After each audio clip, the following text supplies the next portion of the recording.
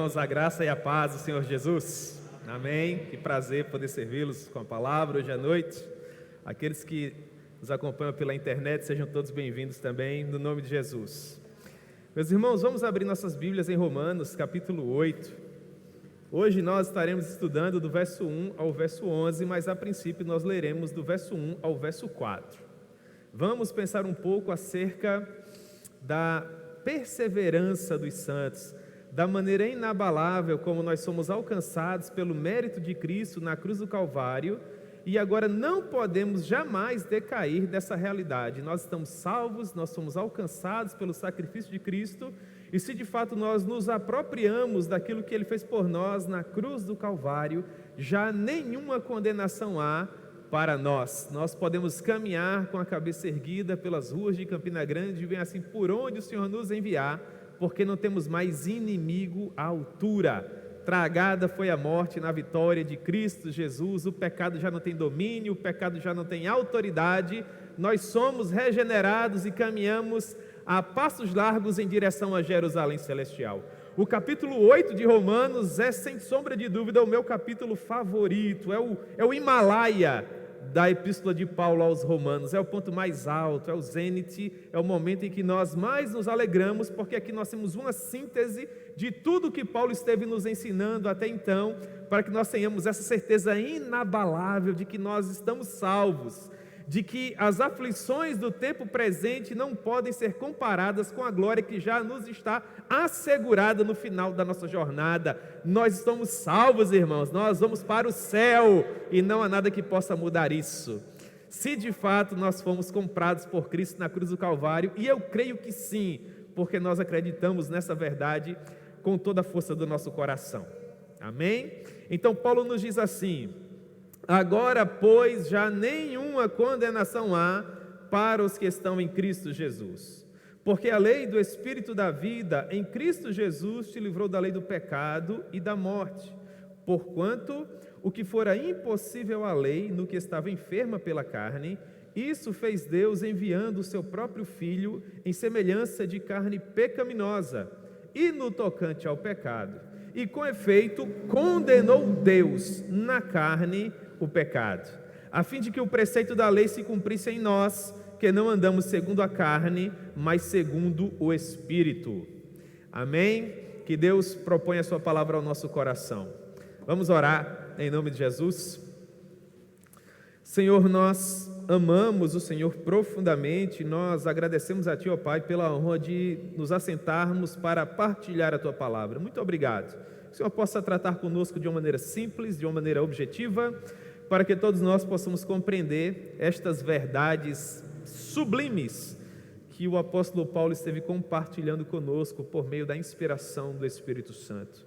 Muito obrigado por isso, ó Deus, em nome de Jesus. Amém. Muito bem, irmãos, nós estamos diante, quem sabe, de uma das mais belas afirmações de toda a palavra de Deus. Nenhuma condenação há para aqueles que estão em Cristo Jesus. Perceba que no versículo 1 do capítulo 8 de Romanos, Paulo retoma um argumento que ele já havia levantado desde o capítulo 1. Esse é todo o argumento da carta, é todo o tema da carta. Mesmo antes de iniciar acerca do plano de salvação que nós temos estudado ao longo dessas pregações em Romanos, ainda no capítulo 1, Paulo diz que não se envergonha da mensagem que ele está prestes a partilhar com a igreja de Roma, porque essa mensagem é o poder de Deus para a salvação de todo aquele que nele crê, não importa se ele é judeu ou grego, porque o justo viverá por meio da fé. Perceba que o capítulo 8 é a síntese de todo esse argumento construído do capítulo 1 até o capítulo 7. Do capítulo 1 ao capítulo 2, Paulo nos fala a respeito dos efeitos danosos do pecado. Depois do capítulo 3 até o capítulo 5, ele nos traz o antídoto, que é a doutrina da justificação por meio da fé. E eu quero acreditar que nos capítulos 6 e 7, ele continua nos explicando aquilo que ele quis nos dizer em Romanos capítulo 5, versículo 1. Justificados, pois, por meio da fé, nós temos paz com Deus. Então ele gasta 2 capítulos, o capítulo 6 e o capítulo 7, nos explicando o que significa ter paz com Deus, e agora mais uma vez ele retoma o mesmo argumento. Dentro do estudo da teologia, isso se chama digressão.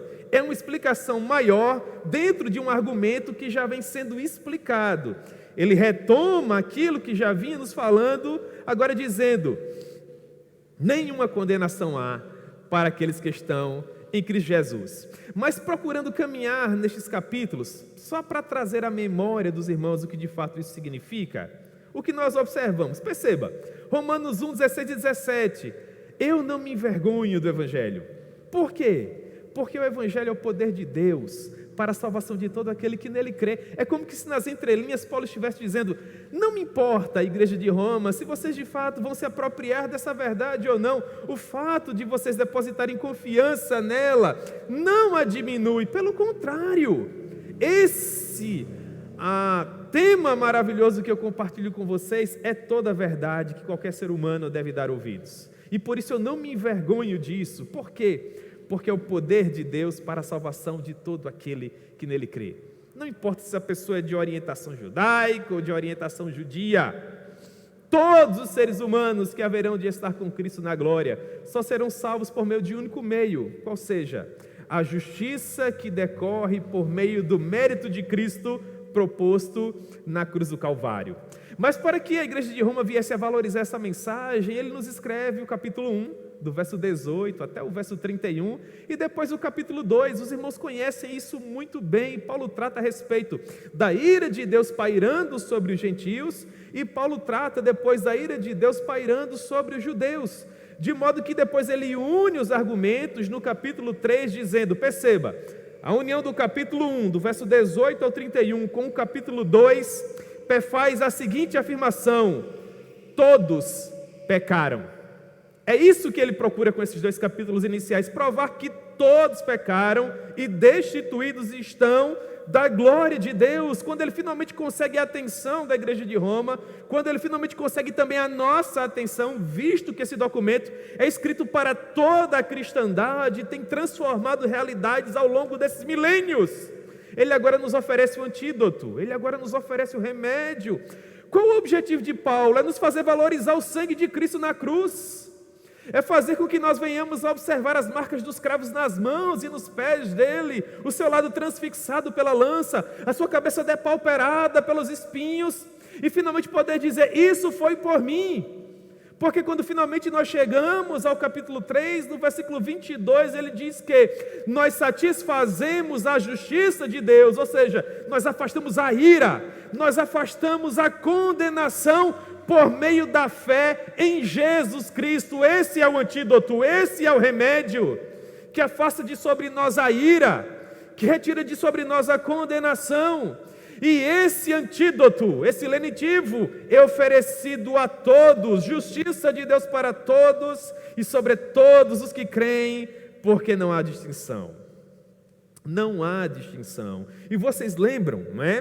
Quando nós estudamos o capítulo 4, que os judeus achavam que talvez essa mensagem não se aplicasse a eles porque eles eram descendentes de Abraão. Então no capítulo 4, Paulo nos explica que mesmo Abraão foi justificado por meio da fé, de modo que se eles são de fato descendência de Abraão, eles são filhos espirituais de Abraão, assim como nós gentios que também acreditamos. Por quê? Porque Abraão não foi chamado sendo circunciso, pelo contrário, ele foi chamado sendo incircunciso, e acreditou que Deus seria suficiente para lhe fazer pai de uma numerosa multidão de nações. Portanto, ele foi salvo não por meio do seu próprio mérito. O mérito de Abraão é Ismael. Ele foi salvo por meio da fé. E a descendência da fé é a descendência de Isaac, daqueles que são filhos de Deus por meio da graça de Deus, por meio desse favor imerecido. De modo que nos versículos finais do capítulo 4, Paulo nos diz assim: Abraão acreditou em Deus, pelo que isso lhe foi imputado como justiça. E não somente por causa dele está escrito que isso lhe foi levado em conta, mas também por nossa causa, nós que somos os seus descendentes espirituais. Posto que a nós igualmente nos será imputado. Ou seja, assim como essa justiça foi imputada a Abraão, ela também é imputada a nós, a saber, a nós que cremos naquele que ressuscitou dentre os mortos, ao Senhor Jesus, nosso Senhor, o qual foi entregue por nossas transgressões e ressuscitou por causa da nossa justificação. Você percebe? Paulo está nos dizendo no final do capítulo 4, que na proporção em que Abraão foi justificado por meio da fé, essa justiça igualmente nos é imputada. E ele explica, a nós que acreditamos que Jesus ressuscitou dentre os mortos. E quando ele finalmente nos explica isso, nós chegamos ao capítulo 5. E o princípio do capítulo 5 significa que, se você compreendeu isso que eu acabei de lhes explicar, entenda uma coisa: nós somos justificados, e se somos justificados, não há mais condenação sobre nós, não há mais ira, nós estamos assegurados na glória. Irmãos, esse argumento é belíssimo. Justificados, pois, por meio da fé, assim como Abraão, nós temos paz com Deus, não há mais ira, não há mais condenação, nós não temos mais que temer a morte ou mesmo o inferno, nós somos livres, deixamos de ser meras criaturas e passamos a ser filhos de Deus, co-herdeiros com Cristo, temos uma glória que nos aguarda, tudo por meio do sacrifício do Senhor Jesus. Paulo diz, por intermédio de quem, Romanos 5,2, obtivemos acesso pela fé, a esta graça na qual estamos firmes, assentados nos lugares celestiais em Cristo Jesus, tendo a certeza inabalável de que podemos nos gloriar na esperança da glória de Deus. Portanto, perceba que o objetivo do apóstolo Paulo é nos fazer ter certeza, mas certeza inabalável, de que não resta mais condenação sobre nós, e de que não há nada que nos faça decair dessa graça. Ele nos escreve em termos absolutos, justificados, pois por meio da fé temos paz com Deus. E nós poderíamos nos perguntar, mas talvez a multidão dos nossos pecados nos afaste dessa justiça. Será que o sangue de Cristo seria suficiente para perdoar o mais vil pecador, assim como eu?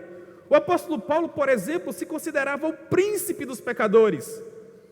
E é por causa disso que no final do capítulo 5, Paulo faz aquela analogia entre o primeiro homem, Adão, que pecou, e que por meio dele veio essa condenação sobre todo o gênero humano, e o segundo homem, que é o Senhor Jesus, o Adão espiritual, por meio de quem nós encontramos vida, e vida em abundância. E finalmente Paulo diz que aquele o segundo Adão é muito, mas muito superior ao primeiro. Por quê? Porque onde abundou o pecado, superabundou a graça. E os capítulos 6 e 7 de Romanos servem para explicar essa afirmação que eu acabei de fazer para vocês, de Romanos 5:20. Vocês lembram, no capítulo 6, Paulo nos explica como nossa união com Cristo nos livra do poder e da autoridade do pecado, como unidos a Ele nós morremos e somos sepultados e ressuscitamos com uma nova natureza. Vocês lembram disso? Lembram como a nossa aliança com Adão se desfaz porque nós morremos? E com a morte o casamento se desfaz? E que no momento em que nós ressuscitamos com Cristo, ressuscitamos com uma nova natureza, livres para o novo matrimônio, livres para uma nova união. E como essa nova união não é mais com base nas obras do homem, mas com base no sangue de Cristo.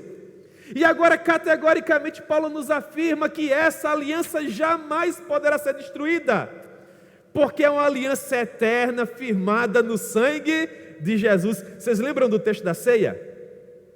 O que é que nós, pastores, ensinamos a vocês por ocasião de todo o primeiro domingo? Porque eu recebi do Senhor que também vos ensinei, que na noite em que ele foi traído, ele tomou o pão e tendo graças, o partiu e disse, esse é o meu corpo que é dado por vós. Por semelhante modo, ele tomou o cálice dizendo, este cálice simboliza uma nova e eterna aliança no meu sangue. Se apropriem dessa verdade, nova e eterna aliança. significa que não tem fim, que não se desfaz, inabalável. E nós olhamos para o capítulo 7, para a porção final dele, e nós observamos como nós éramos limitados no que diz respeito à lei, porque quando a lei nos foi dada, nós achávamos que teríamos condições de cumpri-la. São apenas 10 mandamentos, vocês lembram dessa pregação? 10 mandamentos nós temos como cumprir. E nós observamos que bastava um único mandamento quebrado para nos tornar réus de uma condenação eterna. E nós observávamos que com a nossa mente nós queríamos de fato cumprir a lei, mas nós observávamos uma lei em nosso corpo que militava contra o desejo da nossa lei e que nos agrilhoava, que nos algemava. Nós tínhamos o interesse, nós tínhamos o desejo, mas nós éramos limitados. O objetivo que Deus havia proposto por meio da lei era inatingível e nós dizíamos: desventurado homem que sou, que me livrará do corpo dessa morte? Então, no final do capítulo 7, Paulo nos explica que o querer fazer o bem se encontrava nele, mas não poder para isso, porque no tocante ao homem interior, ele tinha prazer na lei de Deus, mas ele encontrava no seu corpo toda a imperfeição que não lhe permitia cumprir a lei e viver por meio dela, e por isso ele dizia: desventurado homem que sou, quem me livrará do corpo desta morte? Então, no versículo 25 do capítulo 7, ele diz assim: graças a Deus. Por quem? Por Jesus Cristo, nosso Senhor.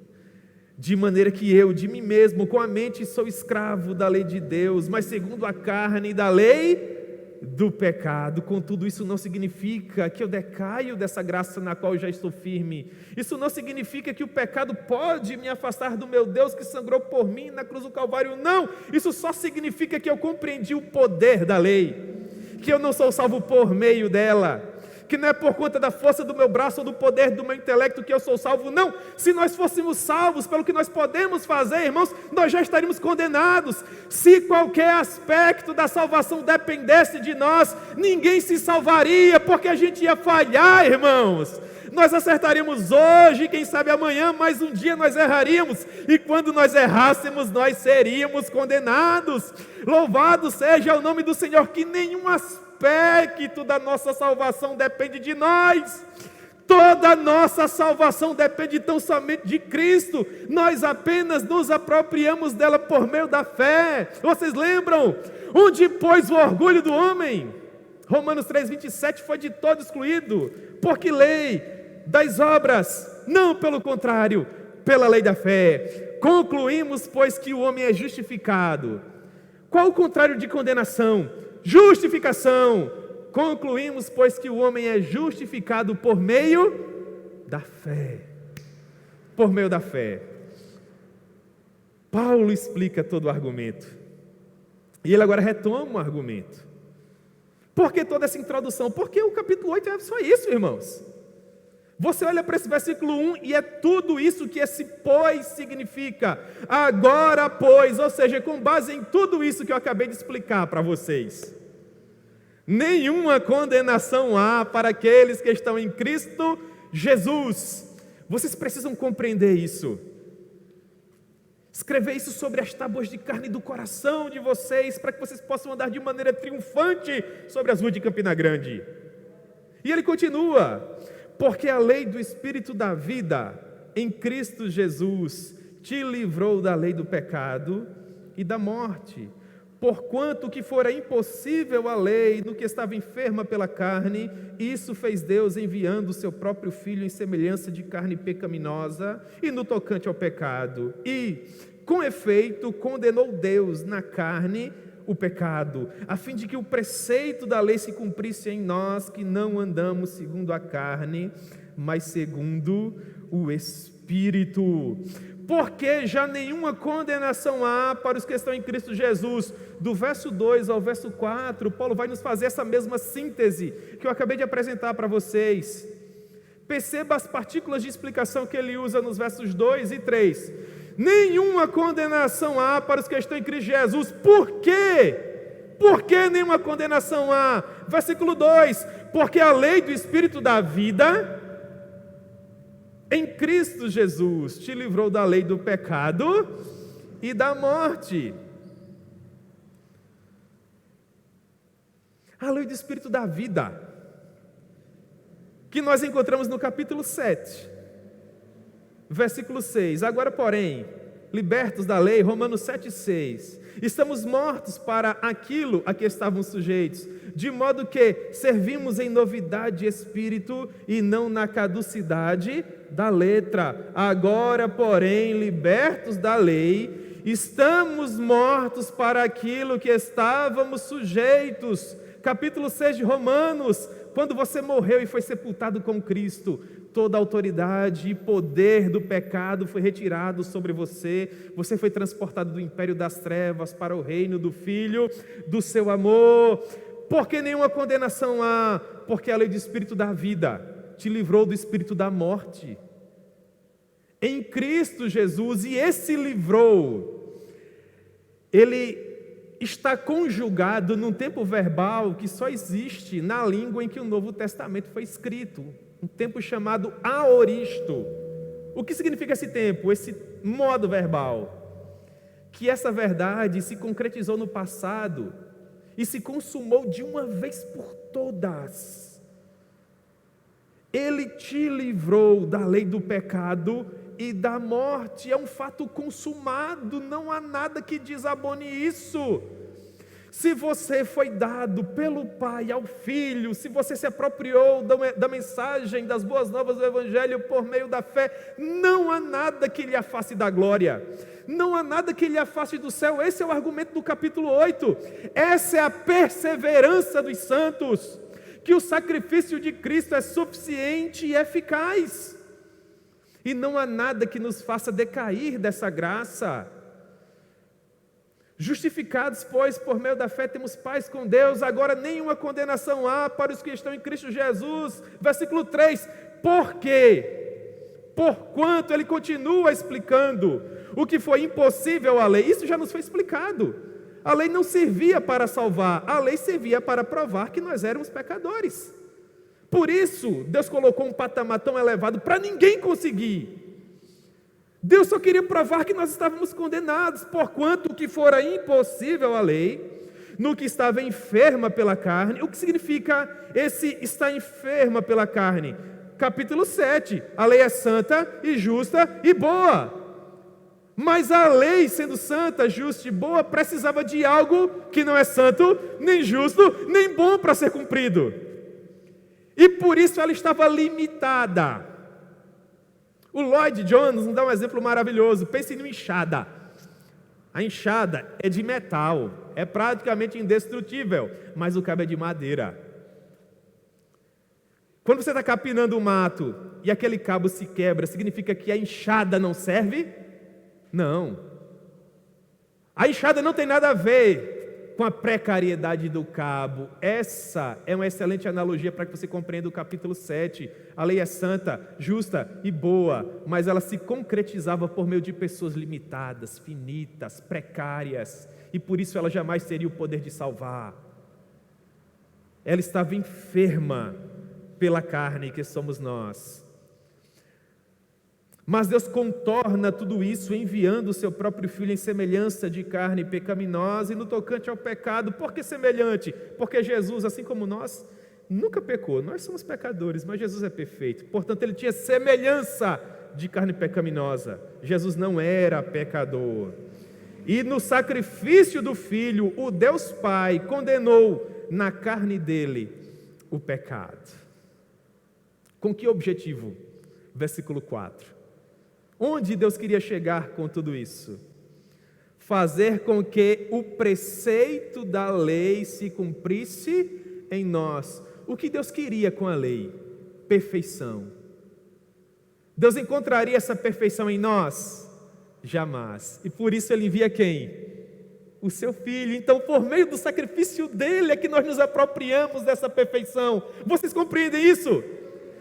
Toda a justiça é satisfeita aqui, irmãos. O que Deus queria? Um sacrifício perfeito. Para quê? Para justificar o pecador. Deus conseguiu isso? Conseguiu. Então não há mais ira, não há mais condenação. Nós precisamos compreender isso e levantar a cabeça e sermos o povo mais feliz da terra. Porque nenhuma condenação há para nós. Que verdade maravilhosa. Que dias maravilhosos eu tive, irmãos, pensando nesse texto para compartilhar com vocês. E Paulo continua no seu argumento, agora do verso 5 até o verso 11. Ele vai nos explicar o que significa esse preceito da lei que se cumpre em nós, essa justiça que é alcançada. No primeiro momento, ele nos dá o exemplo da inclinação da carne. Algumas traduções trazem o pendor da carne e a inclinação do espírito ou o pendor do espírito. Paulo aqui nos faz uma clara distinção entre aqueles que foram regenerados e aqueles que não foram. Algumas pessoas entendem, assim como erroneamente entendem no capítulo 7, que aquilo que ocorre no capítulo 7 é algo que ocorre também aqui, do verso 5 ao verso 13, que seria a luta entre um cristão carnal e um cristão espiritual.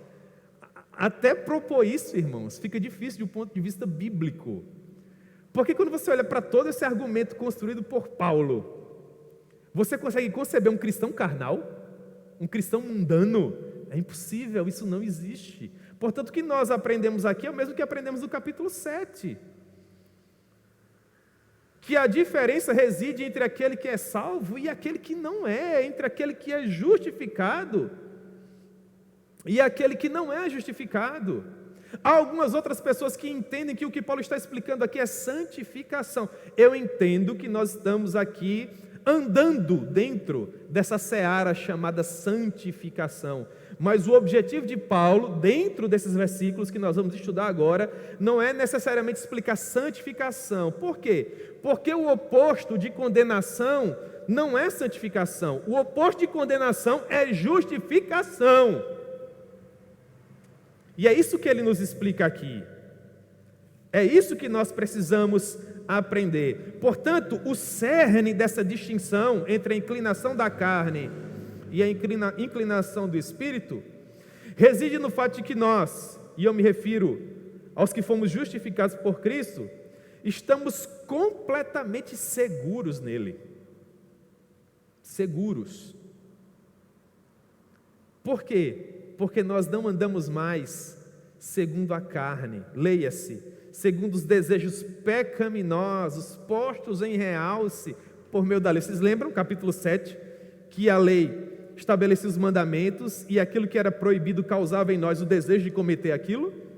Em Cristo nós somos livres disso. O pecado não tem mais domínio sobre nós, porque nós morremos para ele. Não é magnífico, irmãos? Isso é sublime. Então Paulo diz, porque, perceba, no capítulo 4 ele diz, o preceito da lei se cumpriu em nós. Nós fomos alcançados pela perfeição de Cristo. E como nós podemos perceber isso em nossa vida? Nós que caminhamos aqui no século 21, nas ruas de Campina Grande. Ele diz, porque os que se inclinam para a carne cogitam das coisas da carne, mas os que se inclinam para o Espírito, das coisas do Espírito. Vamos pensar primeiro naqueles que se inclinam para as coisas da carne.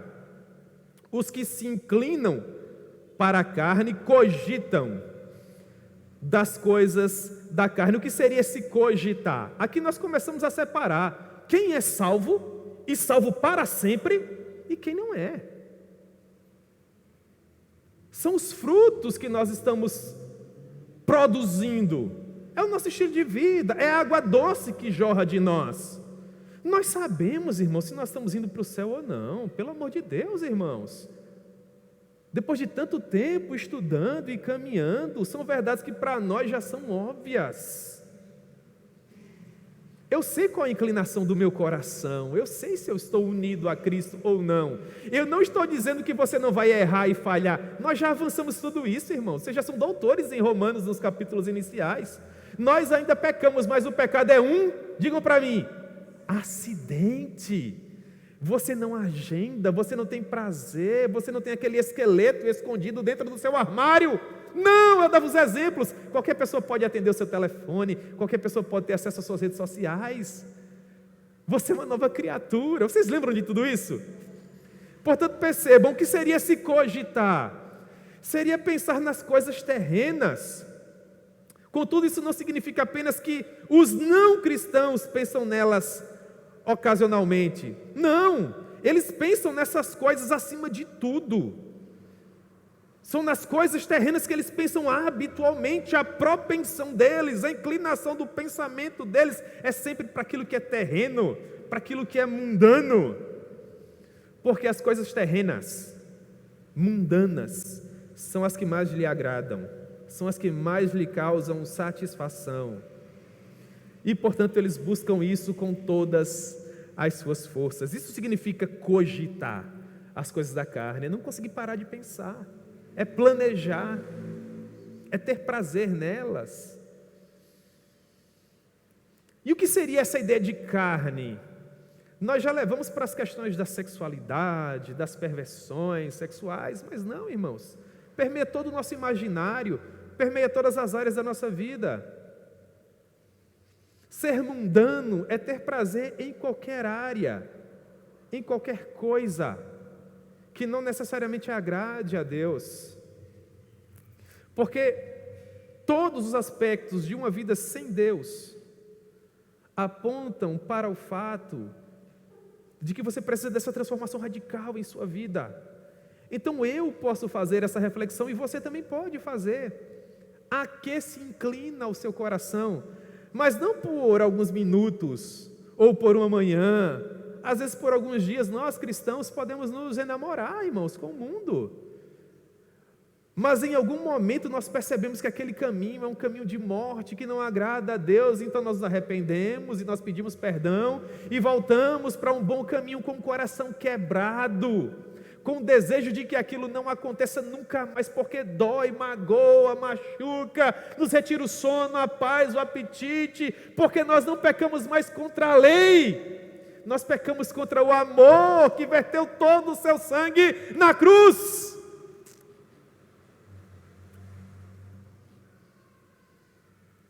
Essas pessoas não estão seguras em Cristo, pelo contrário, elas estão ainda sob uma terrível condenação, conforme demonstra o seu estilo de vida. Por quê? Versículo 6, a parte A, porque o pendor da carne dá para a morte. Todo desejo de quem se inclina para as coisas da carne só leva à condenação. Isso é impressionante. Romanos 7,5, porque quando vivíamos segundo a carne, as paixões pecaminosas postas em realce pela lei operavam em nossos membros. Com que objetivo? É o que significa essa partícula a fim de quê? Com que objetivo? Frutificar para a morte. Frutificar para a morte. Por causa disso, essas pessoas ainda estão em inimizade para com Deus. É o versículo 7, a parte A. Você percebe como o argumento de Paulo é maravilhoso? Não pairam dúvidas. O pendor da carne dá para a morte. Versículo 7. De modo que estas pessoas permanecem em inimizade contra Deus. Sobre elas ainda pesa a ira. Sobre elas ainda pesa a condenação, visto que não foram alcançadas pela justiça promovida pelo sacrifício de Cristo. E o que torna isso bastante claro? Versículo 7, a parte B, elas não se sujeitam à lei de Deus. Vocês lembram da explicação do capítulo 5? Eu sou o Senhor do meu destino, eu sou o capitão da minha alma. Elas pensam que estão sendo senhores da sua vida, mas lembra do capítulo 3, não sabem essas pessoas que elas foram entregues a sentimentos profanos, mundanos, para darem vazão a seus sentimentos pecaminosos, foram entregues à sua própria sorte. Elas pensam que estão no controle e não sabem que foram abandonadas. seja o Senhor dos teus destinos, seja o capitão da sua alma, permanecem em inimizade contra Deus. E é por conta disso, irmãos, que Paulo deixa claro que não há qualquer possibilidade de haver um cristão mundano, ou de haver um cristão carnal. Aquilo que outrora nós dizíamos do cristão Raimundo é inconcebível. O cristão Raimundo é aquele que tem um pé na igreja e um pé no mundo. Paulo diz assim no versículo 8: portanto, perceba que a ideia de Paulo é concluir o argumento. Ele levantou a tese de que aqueles que estão em inimizade com Deus permanecem em condenação, porque não são alvos da justiça alcançada por Cristo. E ele agora conclui o argumento, ele diz: portanto, versículo 8, os que estão na carne, como isso é forte, irmãos, não podem agradar a Deus, estão condenados, estão perdidos, porque sobre eles ainda repousa a ira de Deus. Agora olhe para o versículo 9, a parte B. Perceba como isso é importante. Que Paulo nos diz: se alguém não tem o Espírito de Cristo, irmãos, e se não tem o Espírito de Cristo, está em inimizade para com Deus, e se está em inimizade para com Deus, cogita das coisas da carne, e se cogita das coisas da carne, frutifica para a morte. Esse tal não é dele. E se esse tal não for dele, que situação terrível, que situação deplorável.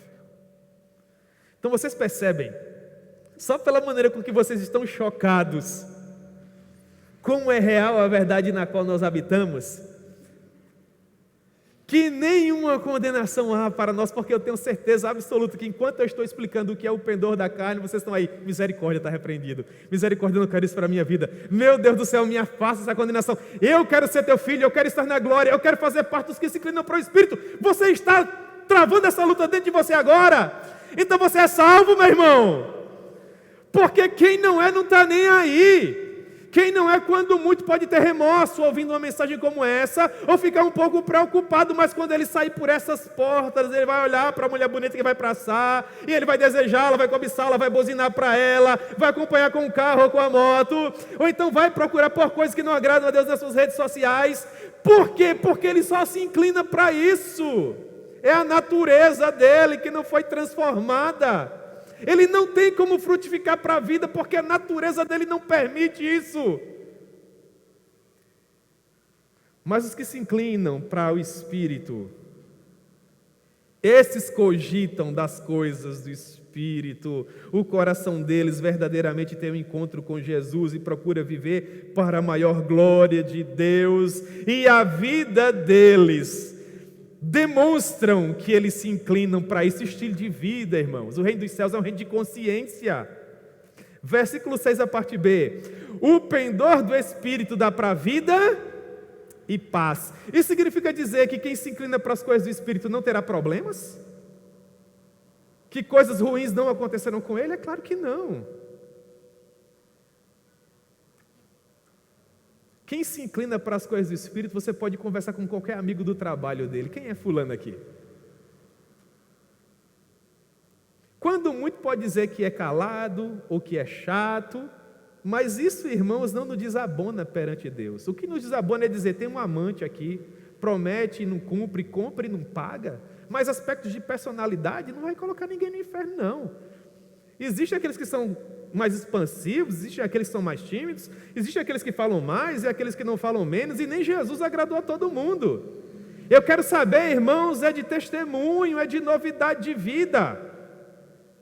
Eu quero saber o conceito que você tem na rua que você mora. É bom marido, nunca vi tratando mal a esposa. É bom pai. Nunca teve problema com ninguém aqui, não. Se inclina para as coisas do Espírito, e o pendão do Espírito é vida.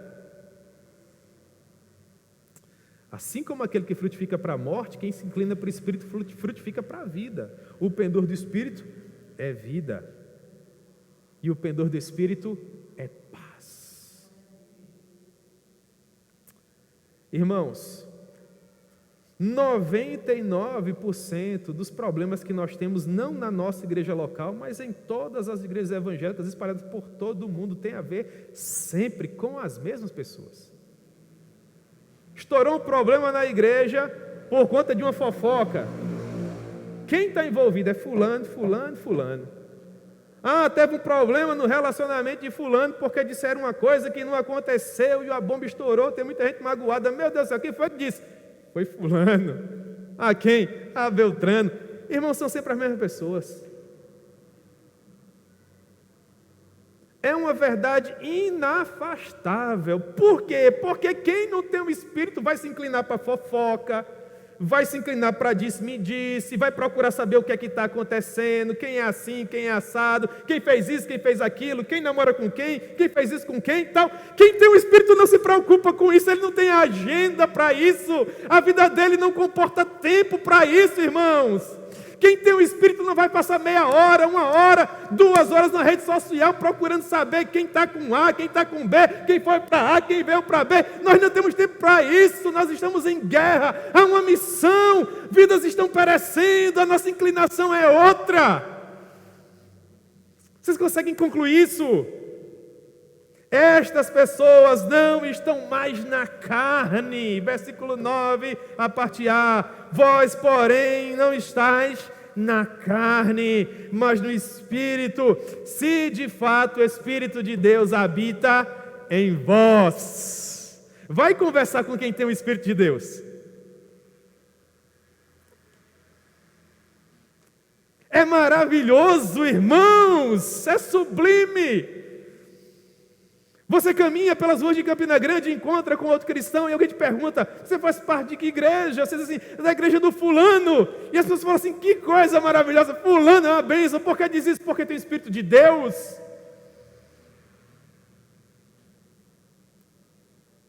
Nós precisamos ambicionar isso, porque foi para isso que Cristo sangrou. E essa é a razão de ser de toda a nossa alegria. Nós temos o Espírito de Deus, e se nós temos o Espírito de Deus, nós pertencemos a Ele, e já não resta nenhuma condenação para nós. E por isso nós somos o povo mais feliz da terra, porque nós sabemos onde o nosso coração está. Nós que compreendemos a cruz ensanguentada, não precisamos esperar pelo grande dia do trono branco, para saber se nós vamos para o céu ou não. Enquanto você me ouve, você tem certeza que você vai para o céu agora, porque você se inclina para as coisas do Espírito. E é por isso que o Evangelho é tão sublime, porque ele nos liberta. E nos concede essa benesse na qual nós estamos firmes. Pastor, isso significa que eu não terei mais problemas na vida, que eu não vou mais adoecer e morrer? Não. Versículo 10. Se, porém, Cristo está em vós, o corpo, na verdade, está morto por causa do pecado. A perseverança dos santos não significa dizer que você não vai morrer. Pelo contrário, por conta da queda de Adão, todos nós vamos morrer porque o salário do pecado é a morte, mas a nossa morte não servirá para satisfazer a justiça de Deus, porque a justiça de Deus já foi satisfeita. A nossa morte só prova, irmãos, que nós somos pecadores, é diferente. Mas a nossa recompensa não será a morte eterna. A nossa recompensa será a vida eterna ao lado de Deus. Por quê? Porque o nosso corpo, na verdade, está morto por causa do pecado, mas o nosso espírito é vida por causa da justiça. Nós já fomos justificados no sacrifício de Cristo Jesus. Se você morrer hoje, quando os seus olhos se abrirem mais uma vez, você estará na presença daquele onde há alegrias indizíveis e delícias perpetuamente. Pode descansar nessa certeza irrefutável de que você está seguro na glória, de que a sua união com Cristo jamais terá fim. Por quê? Porque se habita em você, versículo 11, o Espírito daquele que ressuscitou a Jesus dentre os mortos. Habita em você o Espírito Santo, meu irmão? Diga para mim, sim ou não? Sim. Habita em nós o Espírito Santo.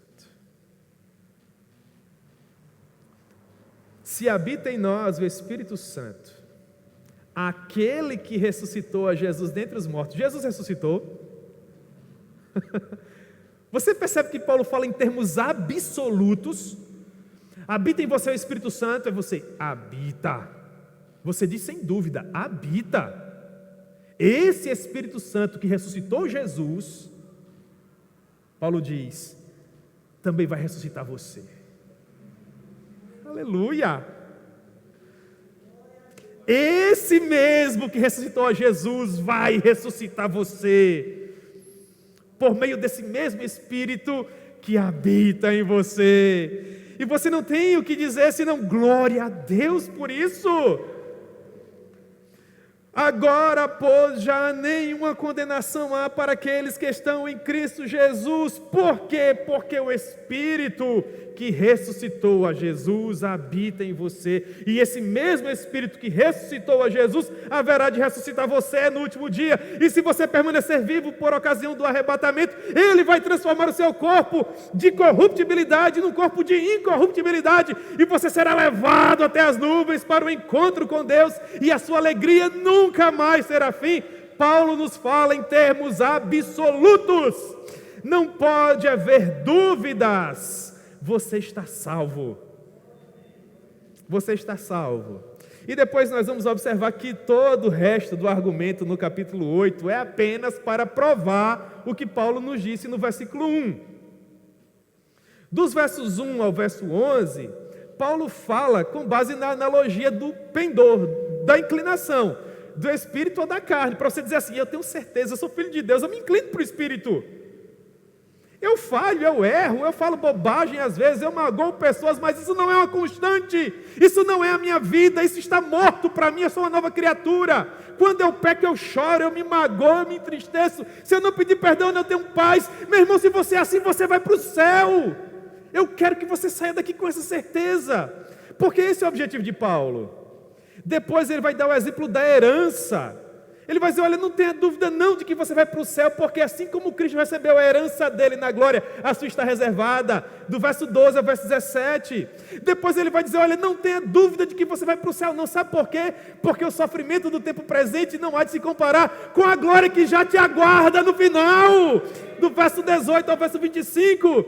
E depois ele diz, olha, não tenha nenhuma dúvida de que você vai para o céu, não sabe por quê? Porque quem pode acusar você, se Deus é quem te justifica? Quem pode retirar a tua salvação se Deus já te garantiu? Ah, irmãos, por isso nós estamos no Himalaia do Evangelho, o maravilhoso, sublime capítulo 8 de Romanos, porque todo ele serve apenas para nos provar que nós estamos salvos, para a glória de Deus. Amém, irmãos? Louvado seja o nome do Senhor. Vai ser uma jornada gloriosa nesse capítulo 8 aqui. Em nome de Jesus.